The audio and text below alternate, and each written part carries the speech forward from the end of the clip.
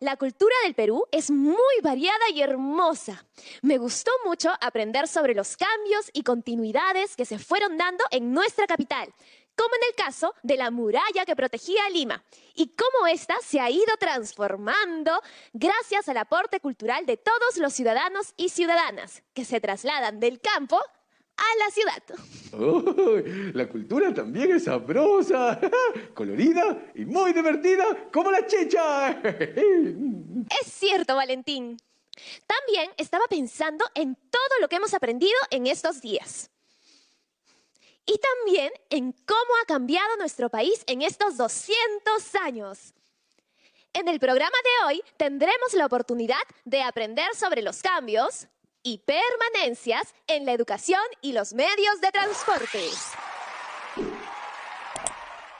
Yo también pensaba en cómo había cambiado nuestro país, Techi. Y sobre todo, me daba mucha curiosidad acerca de cómo eran las escuelas, estudiantes y los maestros y maestras de antes. ¡Ay! Así que le pregunté a mi abuelo. ¡Ay!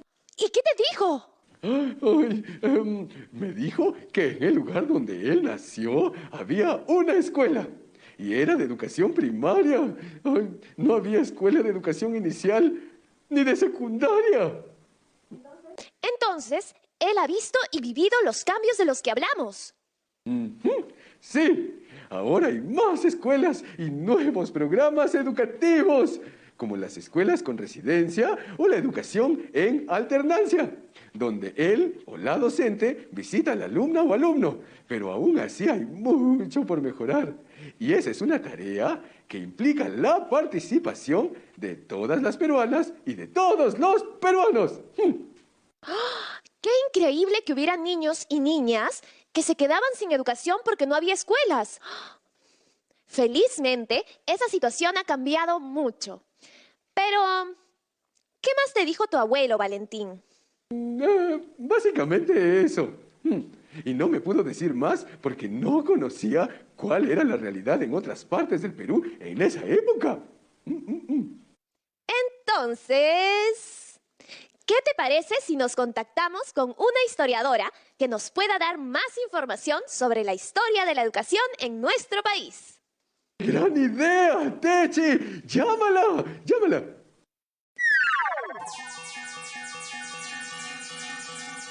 ¡Hola! ¡Victoria! ¡Victoria! Soy Techi y él es mi amigo Valentín. La contactamos porque queremos saber sobre la historia de la educación en el Perú, desde la independencia hasta hoy, que nos encontramos a las puertas del Bicentenario. Hola Techi, hola Valentín y hola a las niñas y los niños que nos ven desde sus casas. Gracias por invitarme para hablar de algo tan importante para nuestro país como es la educación. ¡Hola, Victoria! Mi abuelo me contó cómo era la situación de su escuela cuando era niño. Y nos preguntábamos, ¿cuál era la situación en el resto del Perú? Claro, les cuento que después de la independencia, para las autoridades era muy importante que todos supieran leer y escribir para conocer sus derechos y expresar su opinión. Y en esa época, el que las personas puedan educarse, es decir, asistir a una escuela, era muy difícil de lograr. Y por eso había muy pocas personas que sí sabían leer y escribir. Ah, pero en donde crecieron los amigos de mi abuelo, no había escuela cerca. ¡Ay, no pudieron estudiar! ¡Ay! Eso es muy cierto. En algunos lugares lejanos no había escuelas. Muchas veces tenían que viajar y mudarse a las ciudades para poder estudiar. Pero felizmente ahora es diferente. La educación no solo es un derecho universal, sino que hay más escuelas y programas educativos en el campo y en la ciudad. Así es, la educación ha tenido una serie de cambios y de avances a lo largo de estos 200 años. Veamos algunos de estos logros y cómo sucedieron. En 1930 se declaró que la educación sea gratuita para el nivel primaria y además que fuera obligatoria. En ese mismo año, las hermanas Victoria y Emilia Barcia Bonifati crearon el primer jardín de infancia público para niños. Luego, en 1940, se declaró que la educación sea gratuita para el nivel secundario Y esto permitió a más personas continuar y acceder a su educación. ¡Wow! ¡Qué interesante! Esos cambios explican por qué mi abuelito pudo aprender a leer y escribir. Así es, Valentín. Hubo muchos cambios importantes, pero esos no fueron los únicos. Hay uno que para mí tiene gran significado. ¿Cuál podría ser? Uno que se relaciona directamente contigo y conmigo. El acceso de las niñas a la educación. ¿Acaso antes las niñas no iban a la escuela? Ay, ¿no tenían el derecho a la educación como los niños? ¡Ay! Para muchas familias era más importante que solo los hijos varones asistan a una escuela y que aprendieran a leer y escribir, mientras que las niñas debían quedarse en el hogar para aprender a hacer las labores del hogar. ¿Qué? ¡Ay! ¡Ay! Pero esta situación ya cambió, ¿es cierto? Afortunadamente sí, las mujeres hemos conseguido muchos logros, pero aún tenemos algunos retos por alcanzar. Por ejemplo, aún falta que algunos padres y madres de familia tomen conciencia que es muy importante que todas las niñas de las zonas rurales asistan a la escuela y que de esa manera tengan los mismos deberes, derechos y oportunidades.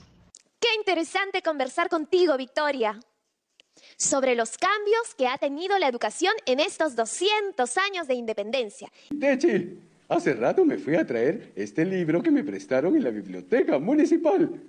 Aquí vi una foto que me llamó mucho la atención.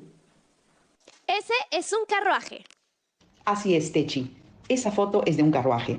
Y qué bueno, Valentín, que fueras a la biblioteca municipal a informarte, porque si queremos conocer sobre algunos temas, las bibliotecas son los primeros lugares a los que debemos ir a investigar. Sí, en la escuela siempre nos dicen eso. Pero, Victoria, ¿nos puedes explicar esta foto? Por supuesto. Pero ¿qué les parece si primero hacemos un recorrido por los medios de transporte que se utilizaron en el Perú desde la independencia? ¡Qué buena idea! Entonces, empecemos. En los inicios de la República, los peruanos se movilizaban principalmente a caballo.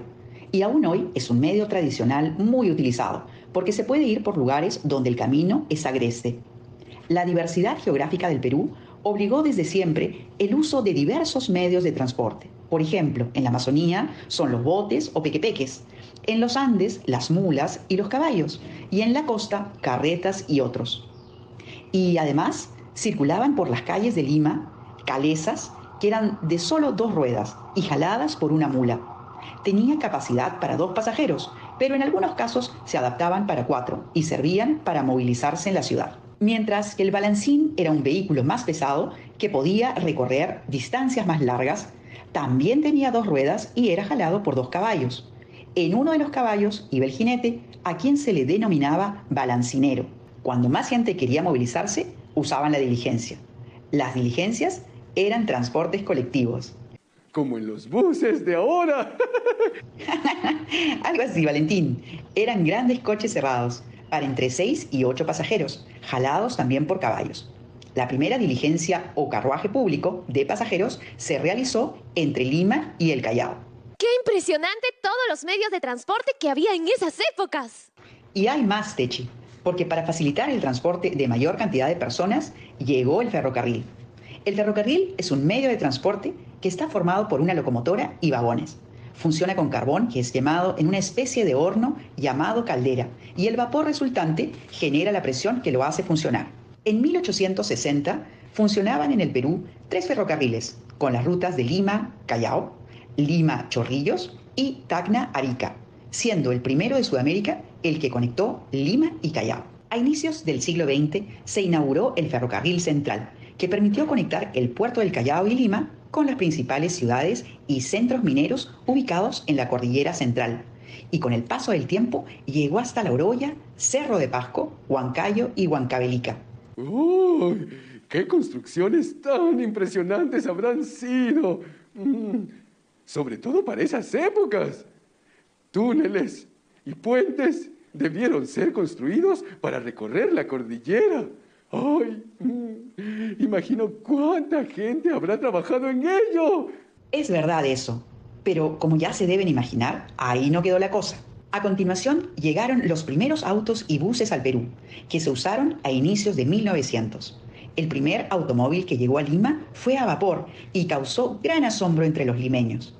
Posteriormente, llegaron los autos a gasolina y eléctricos. Y para aliviar en algo el transporte masivo, un nuevo medio hizo su aparición en nuestra capital, el tranvía. Los primeros tranvías eran pequeños trenes que fueron jalados por caballos. Y posteriormente se construyó un sistema de cables para que funcionen con electricidad. ¡Oh! ¡Qué rápido iban cambiando la forma de transportarse! Y eso que después se suprimió el uso del tranvía sin darle un reemplazo, lo que generó un grave problema en la ciudad. Además, la ciudad de Lima crecía y recibía cada vez más personas de otras regiones del país y no se cubría la gran demanda de transporte para todas ellas. Es así que los buses comenzaron a cubrir las rutas y a ganar un espacio en el sistema de transporte, ya que fueron la mejor opción para las personas que debían trasladarse grandes distancias. Hasta ahora permanecen en uso en las grandes ciudades. ¡Wow! Esta es una muestra de que cuando las ciudades y la población crecen, las demandas de un mayor y mejor transporte público se hacen urgentes. Tienes toda la razón, Techi. Y eso se ve con la llegada del siglo XXI, en donde se buscó una reforma y modernización del transporte. Es así que se pone en funcionamiento en la ciudad de Lima el Metropolitano, que es un sistema compuesto por buses de transporte de alta capacidad, corredores exclusivos y estaciones. Y todos los buses operan a gas natural vehicular, GNV. Luego, en la segunda década del siglo XXI, y ante la creciente demanda de transporte masivo sostenible, en el año 2011 se inauguró la línea 1 del Metro de Lima, que de igual forma buscaba dar una mejora a los usuarios en relación al tiempo que invierten y el costo en cada viaje. Y es conocido como el tren eléctrico, que une los distritos de Villa El Salvador y San Juan del Lurigancho.